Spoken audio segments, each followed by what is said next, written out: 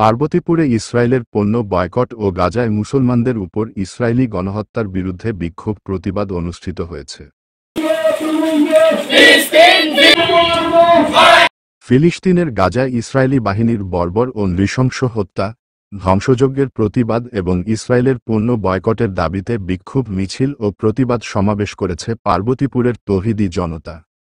দিনাজপুরের পার্বতীপুরে শনিবার 19 এপ্রিল বিকালে তৌহিদি জনতার আয়োজনে পার্বতীপুর শহীদ মিনার থেকে Uttara cinema road, Kholahati road, Monihari Patti, কাপড় মার্কেট, জ্ঞানাঙ্কুর স্কুল মোড়, রংপুর রেলগেট হয়ে সিঙ্গার মোড় দিয়ে শহীদ মিনারে এসে শেষ হয় এবং ইসরায়েলি পণ্য বয়কট লিফলেট দোকানে দোকানে বিতরণ করা হয়।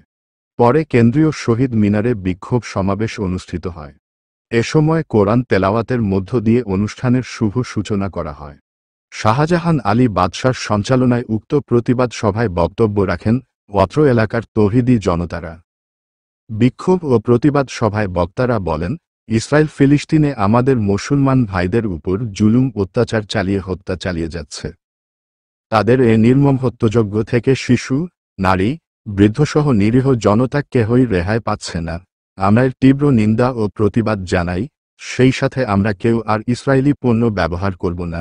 এখন থেকে কোক, ফান্টাসহ সকল ধরনের ইসরায়েলি পণ্য বর্জন এবং সরকারকে ইসরায়েলি পণ্য আমদানি বন্ধের আহ্বান জানিয়ে দোকানদার ভাইদেরকেও ইসরায়েলি পণ্য বিক্রি না করার জন্য অনুরোধ জানানো হয়। সবশেষে গাজায় আহত নিহতদের জন্য দোয়া পরিচালনা করে বিক্ষোভ সমাবেশের পরিসমাপ্তি ঘটে। আমরা যে পার্বতীপুরে প্রতিরোধ করছি, পার্বতীপুরের প্রতিটা রাস্তায় প্রতিটা দোকানে আমরা বসি, তাদের কাছে অবহেলা করতেছি। আমি দোকানদার ভাইকে বলতে চাই, আজকের এই আমাদের সমাবেশ ছোট করে দেখবেন না, আমাদের কল্পনা করবেন না, আমাদেরকে তুচ্ছ করবেন না। আমার একটা সৈনিক, একটা হাতে, আমি একটা নিজের সৈনিক, এক হাতে যে পার্বতীপুরে যারা বিরোধিতা করতেছে, ইসরায়েলের পক্ষ যারা ব্যবহার করতেছেন, যারা ইসরায়েলের পণ্য নিয়ে দোকান সাজিয়ে রাখতেছেন, তাদেরকে আমরা পাবেন না। আমরা সেই শপথ নিব, শপথ নিব।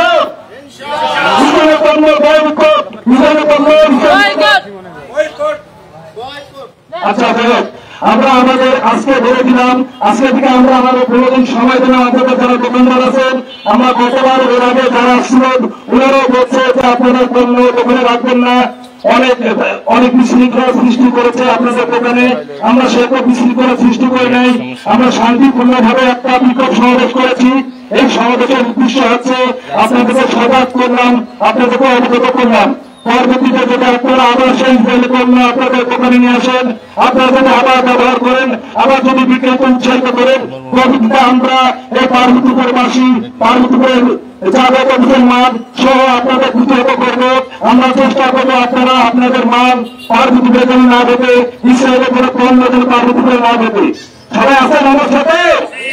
আলহামদুলিল্লাহ, আলহামদুলিল্লাহ। সকল প্রশংসা, সকল তারিফ, সকল গুণগান মহান আল্লাহ পাকের দরবারে। যে মহান আল্লাহ পাক রব্বুল আলামিন আসরে নামাজের পর মাগরিবের পূর্ব মুহূর্তে ইহুদি এবং নাসারাদের বিরুদ্ধে আমাদেরকে একত্রিত হয়ে এক জায়গায় তাদের বিরুদ্ধে আওয়াজ তোলার জন্য শহীদ মিনারে একত্রিত হয়ে এক জায়গায় বসায় আসার তৌফিক দান করছেন। আমরা সকলেই শুকরিয়া আদায় করি, সকলে বলছি আলহামদুলিল্লাহ।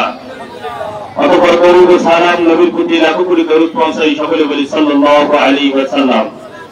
আজকের সমাবেশ আসলে মানুষ দেখে আমাদেরকে নিজেদেরকেই ধিক্কার দেওয়ার ইচ্ছা হইতেছে। এই জন্যই আজকে পার্বতীপুরবাসী, গোটা পৌরসভা পার্বতীপুরের যত মসজিদ আছে সমস্ত মসজিদে লিফলেট পৌঁছে দেওয়া হয়েছে। গতকালকেই শুক্রবার দিন সমস্ত মুসল্লিদেরকে শুনিয়ে দেওয়া হয়েছে এবং লিফলেট পড়ে শোনানো হচ্ছে একটা কথাই, যে আমাদের মুসলমান ভাইরা নির্যাতিত, নিষ্পেষিত। আজকে ফিলিস্তিনের মধ্যে ইসরায়েলি হানাদার বাহিনী, ইসরায়েলি ইহুদির বাচ্চারা আমাদের মুসলমান ভাইদের উপরে যেভাবে নির্যাতন, নিষ্পেষণ চালাইতেছে, আমরা সকলেই দেখতেছি, বুঝতেছি ভাই। বোঝানোর পরেও আজকে তাদের পক্ষে একটু কথা বলা, তাদের পক্ষে একটু সময় দেওয়া, তাদের জন্য একটু কষ্ট করার জন্য তাকিয়ে দেখেন আজকে একটা সমাবেশ ডাকানো হয়েছে। তাদেরকে ডাক দেওয়ার পরেও আমাদের মুসলমানদের ইমানগুলো এত দুর্বল হয়ে গেছে যে আজকে এই জিনিসটা দেখলেই আমরা বুঝতে পারি। আজকে সারা বিশ্বের মধ্যে মুসলমানেরা নির্যাতিত নিষ্পেষিত কেন, কি জন্য হচ্ছে?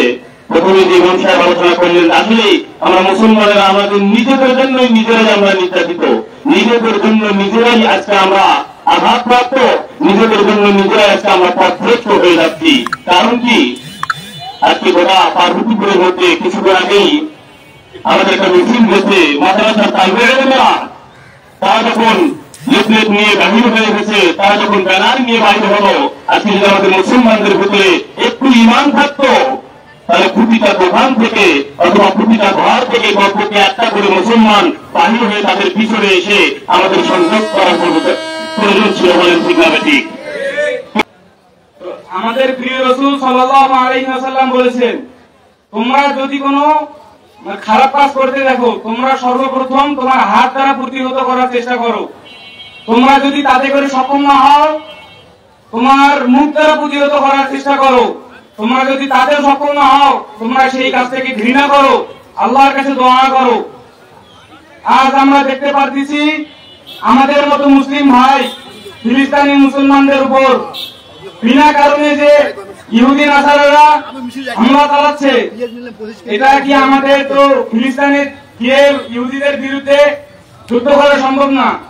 কিন্তু আমরা আমাদের বাংলাদেশ থেকে, আমাদের মাতৃভূমি থেকে যেটা করতে পারি সেটা হলো, তারা তো ইহুদি দ্বারা যেভাবে আমাদেরকে মানে খাটাচ্ছে, যেমন তারা তাদের যে পণ্যগুলো রয়েছে, এই পণ্যগুলো যদি আপনি 10 টাকা দিয়ে ক্রয় করেন, সেখান থেকে যদি ওরা 1 টাকা পায়, তাহলে চিন্তা করেন ওরা একদিনে কত টাকা পায়। ওরা কিন্তু ওদের টাকা খরচ করে আমাদের মুসলিম ভাইদের বুকে তারা আঘাত করতেছে না, ওরা আমাদের টাকা দিয়ে আমাদের উপর মানে আঘাত করতেছে। তখন সর্বপ্রথম প্রস্তুতি নিলাম বড় মসজিদের ইমাম, আমাদের দারুল উলুম কওমি মাদ্রাসা ওখানকার ইমাম হুমায়ুন হুজুর, এদের সঙ্গে আমি আগে পরামর্শ করলাম। তো পরামর্শ করার পরে ওরা আমাকে সবাই সাহায্য সহযোগিতা করলো, তাদের জন্য আজকে আমি এতদূর পর্যন্ত আসতে পেরেছি। আমার একার পক্ষে কিন্তু কখনোই এতদূর পর্যন্ত আসা সম্ভব হতো না, একমাত্র তারা আমাদেরকে সাহায্য করেছে, তাই আমি এতদূর পর্যন্ত আসতে পারছি। আর তাছাড়াও আমার পাশে সবসময়ের জন্য আমি আরেকজন ব্যক্তিকে পেয়েছি, সে হচ্ছে আমাদের বাচ্চা আঙ্কেল। তিনি যদি না থাকতো তাহলে কিন্তু আরো সম্ভব হচ্ছে না। তো আমি শুধু পার্বতীপুরবাসীকে একটা জিনিস বলতে চাই যে আমরা মুসলমান হয়ে যে ইসরায়েলি পণ্যটা ব্যবহার করতেছি, এই পণ্যটা তারা 1 টাকা হোক আর 10 টাকা হোক তারা নিয়ে যাচ্ছে। এই টাকাটা দিয়ে, আমাদের টাকা দিয়ে আমাদের ভাই ও বোন তাদেরকে মারতেছি। তাই আমি পার্বতীপুরবাসীকে বলতে চাই, আমরা এই ইসরায়েলি পণ্যটা আর ব্যবহার করবো না।